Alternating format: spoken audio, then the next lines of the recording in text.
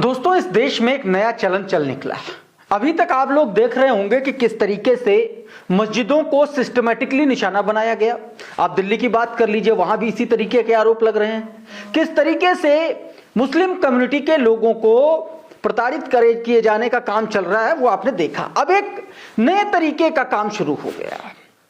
हिंदूवादी गुंडे लाइसेंसधारी विक्रेताओं पर जबरदस्ती पहले हवा बनाते हैं, माहौल बनाते हैं कि गौ तस्कर है, गाय काटता है, और उसके बाद उसकी अरेस्टिंग करा देते हैं। जी, एक ऐसा ही मामला निकल के सामने आया है, जिसके बाद जब जांच हुई तो पता चला सारा का सारा मामला हवाई था।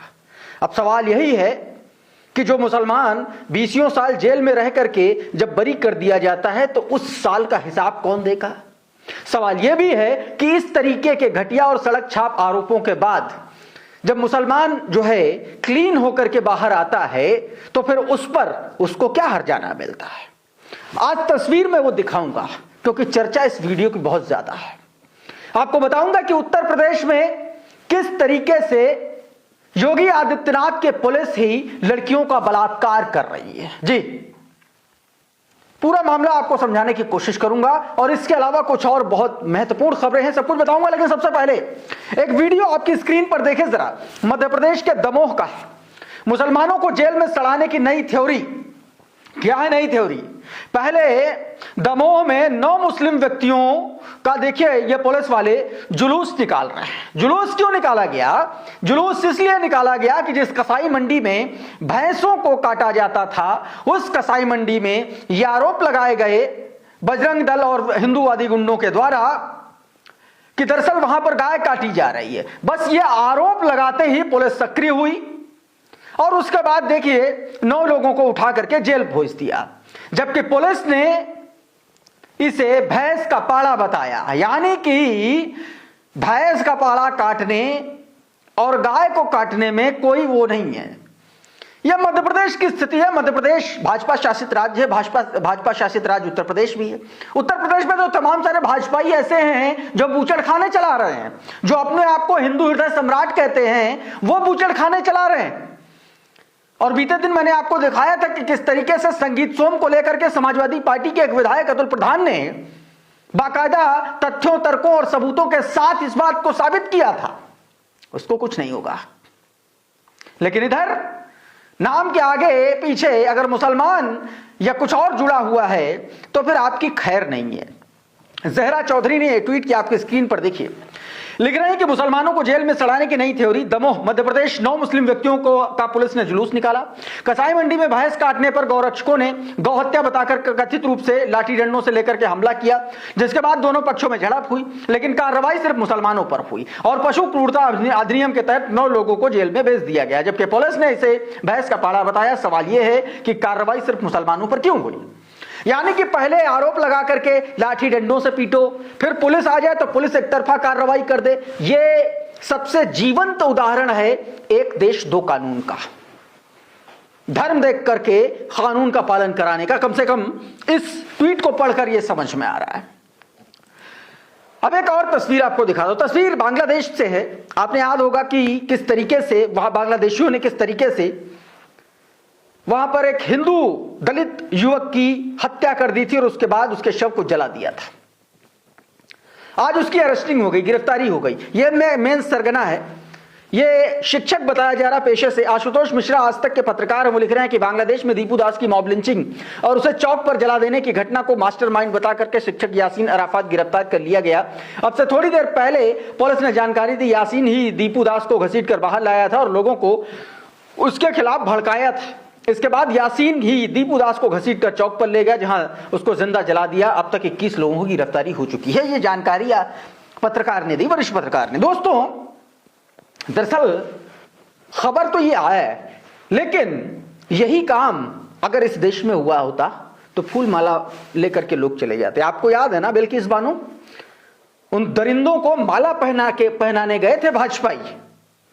आपको याद है इंस्पेक्टर सुबोध सिंह जिसको मार दिया गया था, जिस भाजपाई ने मारा था, जेल से बाहर आया था तो माला से स्वागत किया गया था। आपको याद है अखलाक की हत्या हुई और योगी आदित्यनाथ की सरकार अभी महीना भर भी नहीं हुआ है, अदालत चली गई थी आरोपियों के खिलाफ केस वापस लेने के लिए। अब आप ये जानिए कि ये एक्शन हुआ है और इधर ये एक्शन हुआ है। तमाम लोग इस तरीके की बातें लिख रहे हैं सोशल मीडिया पर। अब एक और तस्वीर उत्तर प्रदेश की आपको दिखाता हूं। तो उत्तर प्रदेश में कानपुर में 14 साल की एक लड़की को चलती स्कॉर्पियो में गैंगरेप किया गया, रेप किया गया। किसने किया? एक तथाकथित पत्रकार ने और एक पुलिस वाले ने, दारोगा ने, इन दोनों ने मिलकर के उस लड़की को, 14 साल की उस बच्ची को स्कॉर्पियो में खींचा और चलती स्कॉर्पियो में उसके साथ घटिया हरकत को अंजाम दिया। और ये दोनों की तस्वीरें हैं, आप साफ तौर पर देखिए। ये अमित मौर्य, ये दारोगा है, गायब है, और ये शिवबरन है, ये सुपारी पत्रकार है जी। रिबेलियस नाम का ट्विटर हैंडल है, उसने इसके बारे में क्या लिखा आपके स्क्रीन पर बताया गया। पत्रकार शिवबरन गिरफ्तार है, यूपी पुलिस का दारोगा अमित मौर्य फरार है। इसलिए फरार है क्योंकि वो पुलिस का आदमी है, पुलिस का आदमी है इसलिए फरार है। पुलिस तो सब जानती। एक मामला हुआ था उत्तर प्रदेश पुलिस का, मणिलाल पाटीदार एक आईपीएस हुआ करता था और एक क्रशर व्यापारी को महोबा ने उसने हत्या कर दी थी। पुलिस सब कुछ जानते हुए भी उसको अरेस्ट नहीं कर रही थी क्योंकि वो घर का मामला था, आपसी मामला था। ये तो और ज्यादा आपसी है। शायद इसीलिए अमित मौर्य जैसा दरिंदा खुले में घूम रहा है और पुलिस को पता नहीं चल रहा है। गजब स्थिति हो गई। बताया गया कि पीड़िता ने जब एप्लीकेशन में दारोगा का नाम लिखा तो पुलिस चौकी ने उसे भगा भी दिया। दारोगा का नाम लिखा तो उसने भगा दिया। सोचिए, जैसे तैसे एफआईआर दर्ज हुई तो पॉक्सो एक्ट की धाराएं नहीं जोड़ी गई। यह पुलिस गेम कर रही है। इस लापरवाही में डीसीपी दिनेश चंद्र त्रिपाठी हटा दिया गया, इंस्पेक्टर विक्रम से सस्पेंड हुए। दारोगा अमित मौर्य की तलाश जारी है। जिस स्कॉर्पियो में गैंगरेप हुआ वो दारोगा की है। बस यही था नारा बेटी बचाओ का। बेटी किससे बचाओ? पुलिस वालों से बचाओ, भाजपाइयों से बचाओ, कुलदीप सेंगर से बचाओ। बेटी किससे बचाओ? ये भाजपा ने उस वक्त नहीं बताया था क्योंकि उसको तो प्रमाण देना था। उसने नारा नहीं दिया था, उसने ये चेतावनी दी थी कि भाजपा आ रही है, बेटी बचाओ। कम से कम इस तरीके की घटनाओं को देख करके लोग इस तरीके की बातें कह रहे हैं, लिख रहे हैं। प्रिया सिंह देखिए क्या लिख रहा है। ये वही दारोगा जिसने एक फर्जी पत्रकार के साथ मिलकर के 14 साल की बच्ची के साथ हैवानियत की। इसका नाम दारोगा अमित कुमार मौर्य है। ये कानपुर में तैनात है। इसने और इसके एक साथी ने 14 साल की बच्ची को किडनैप किया, फिर चलती कार में दोनों ने दुष्कर्म किया और लड़की को बेहोशी की हालत में सड़क के किनारे फेंक गए। एक और घटनाक्रम भी हाल ही में अंजाम दिया गया। एक रिक्शा चलाने वाली महिला, ई रिक्शा चलाने वाली महिला की लाश सड़क के किनारे पड़ी, झाड़ियों में पड़ी मिली। उसके गहने और सब कुछ गायब था। पुलिस एक्सीडेंट मान करके वो काम कर रही थी। खैर, अब एक और तस्वीर आपको दिखाता हूं, उत्तर प्रदेश की ही है। और मैं आपसे कुछ बोलूं उससे पहले जरा आप इस वीडियो को देखिए, गौर से सुनिए क्या कुछ हो रहा है।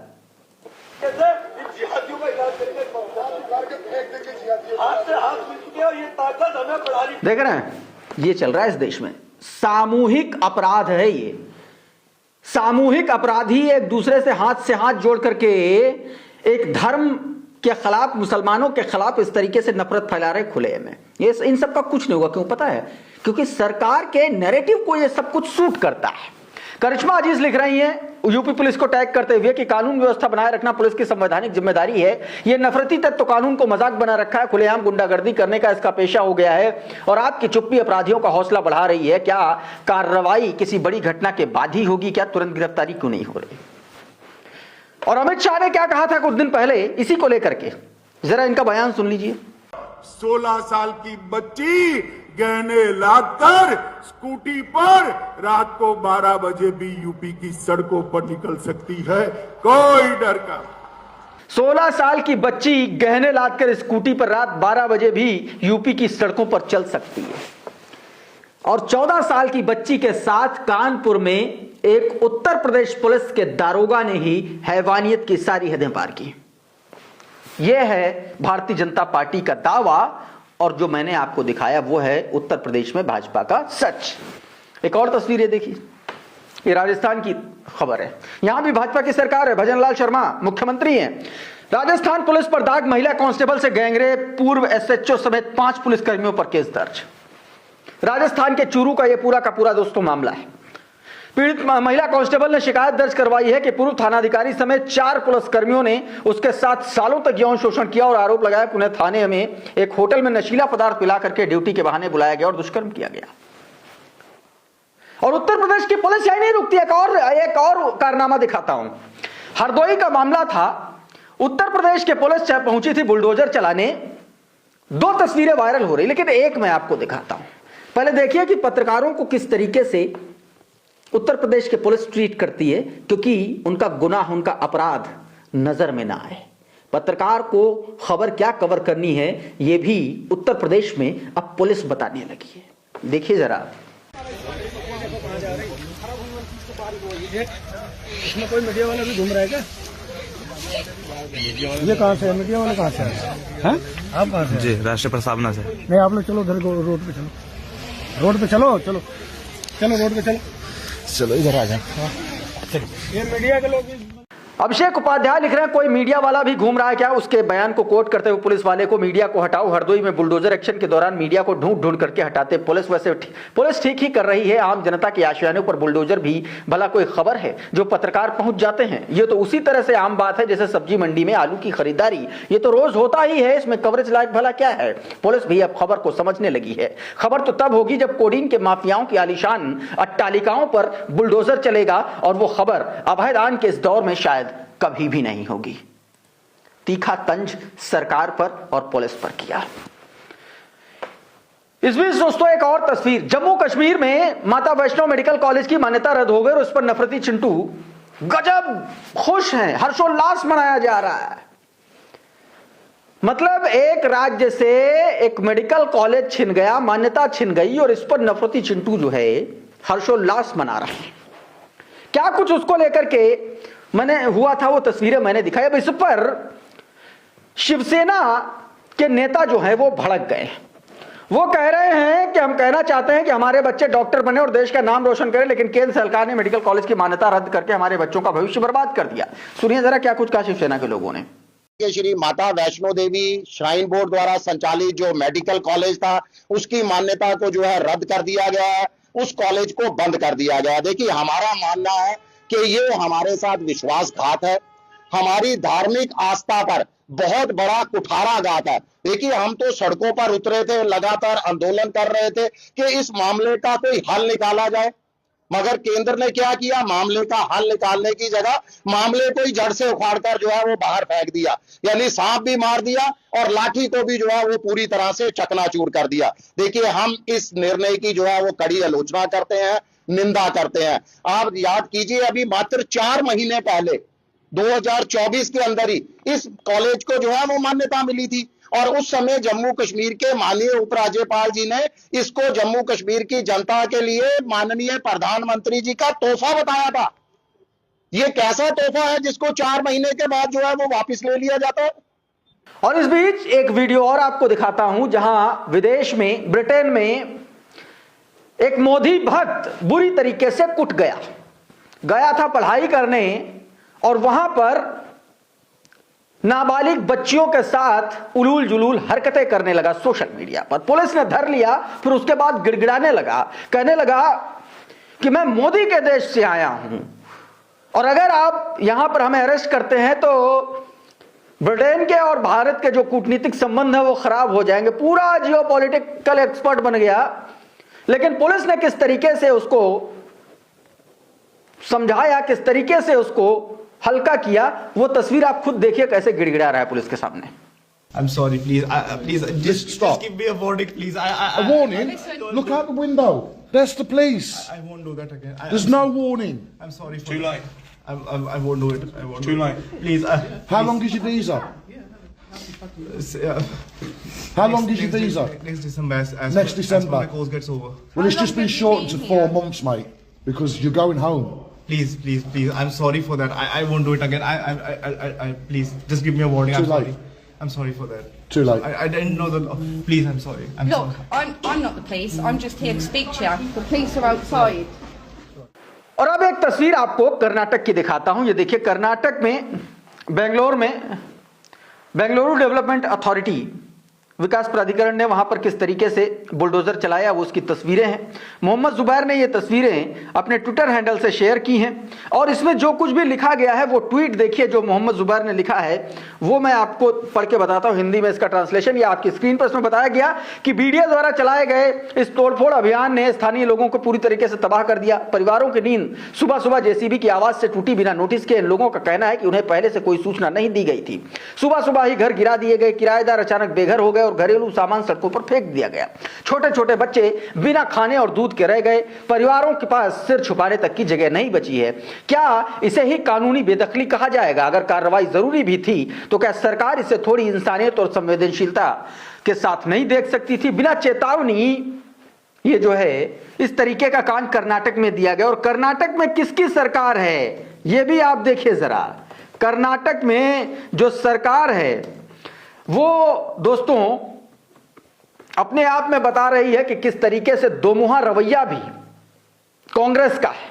कांग्रेस की सरकार है कर्नाटक में, सिद्धारमैया मुख्यमंत्री हैं और वहां पर इस तरीके का घटनाक्रम अंजाम दिया गया दोस्तों, सरेआम। और दोस्तों इस तरफ पश्चिम बंगाल में चुनाव से पहले एक बड़ी घटना, अमित शाह की ईडी, भारतीय जनता पार्टी की ईडी ने तृणमूल कांग्रेस के पार्टी दफ्तर, उसका काम करने वाली IUPAC Indian political action committee के दफ्तर, उनके डायरेक्टर प्रतीक जैन के घर पर छापेमारी की और उनके जरूरी दस्तावेज, उनकी स्ट्रेटेजिक डॉक्यूमेंट्स सारे के सारे ईडी उठा ले गई। यह आरोप ममता बनर्जी लगा रही हैं। ममता बनर्जी ने देखे क्या कहा, न्यूज़ 24 की यह खबर। यह बेहद दुर्भाग्यपूर्ण है कि ईडी हमारे आईटी कार्यालय के हमारे उम्मीदवारों की सूची, पार्टी की रणनीति, योजनाएं और अन्य गोपनीय दस्तावेज इकट्ठा करने आई। यह सीधे तौर पर हमारी राजनीतिक सामग्री तक पहुंचने की कोशिश है। अब इसी को लेकर के दोस्तों ये देखिए इंडिया गठबंधन नाम का जो ट्विटर हैंडल उसने क्या लिखा, पश्चिम बंगाल में ममता बनर्जी के लिए काम करने वाली आईपैक के ठिकाने पर ईडी की छापेमारी है। मुख्यमंत्री ममता बनर्जी आईपैक हेडक्वार्टर पहुंची। पश्चिम बंगाल में विधानसभा चुनाव शुरू होने से पहले ईडी ने एक बार फिर दस्तक दे दी है। अगर किसी तरीके से कोई गड़बड़ी मिलती है तो ममता बनर्जी के लिए बड़ी मुश्किल हो जाएगी। ये बात इंडिया गठबंधन नाम के ट्विटर हैंडल ने कही है। लेकिन यह बात कोई नई नहीं है कि चुनाव से पहले भारतीय जनता पार्टी ईडी और सीबीआई दोनों को एक साथ लगाती है। नहीं, एक और जोड़िए, चुनाव आयोग ज्ञानेश कुमार गुप्ता और राजीव कुमार जैसे लोगों को। दोस्तों इस वीडियो में बहरहाल इतना ही। बहुत बहुत शुक्रिया, बहुत बहुत धन्यवाद। आप जुड़े रहिए द लाइव टीवी के साथ। नमस्कार।